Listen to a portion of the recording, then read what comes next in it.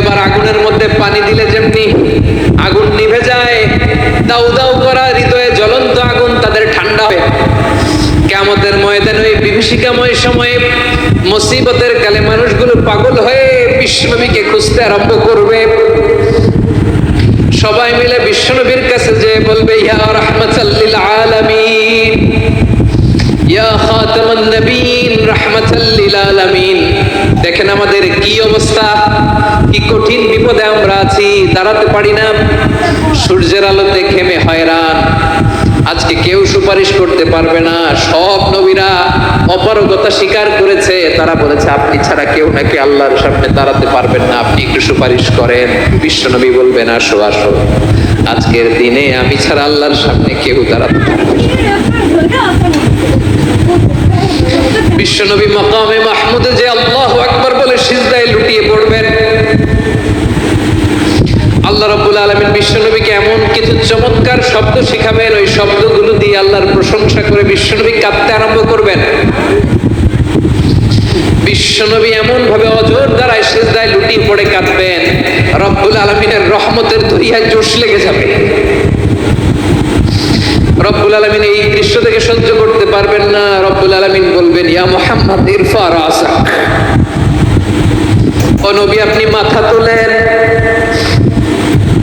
মাথা তোলেন, আপনার কান্না আমি সহ্য করতে পারি না। নবী আপনি মাথা তোলেন, সাল তুতা, আজকে আপনি যা চাবেন তাই দেন। নবী আপনি সিজদা থেকে মাথা তোলেন, সাল তুতা, যা চাবেন তাই দেব। ওয়াশফা তুশাফা, যার জন্য সুপারিশ করবেন তার সুপারিশ কবুল করে নেব। বিশ্বনবী এবার মাথা তুলবেন। যে বিভীষিকাময় সময়ে প্রত্যেক নবী বলেছেন আমি পারবো না, প্রত্যেক নবী বলেছেন নফসি নফসি, আমার কি হবে আমি জানি না, আল্লাহ আমারে বাঁচাও। প্রতিটি নবী বলবেন নফসি নফসি, আল্লাহ তুমি আমারে বাঁচাও, আমারে বাঁচাও। বিশ্বনবী মাথা তুলবেন, তুলে বলবেন রব্বি হাবলি উম্মতি, আল্লাহ তুমি আমার গুনাহগার উম্মতকে বাঁচাও। এই দুনিয়ার বুকে রব্বুল আলামিন সব নবীকে একটা করে দাওয়া মুস্তাজাবা দিয়েছেন, মানে যে দোয়া করলে কবুল হয়ে যায় সাথে সাথেই। দাও বিহা, দুনিয়ার সব নবীরা ওই দোয়াটা দুনিয়ায় করে ফেলেছে।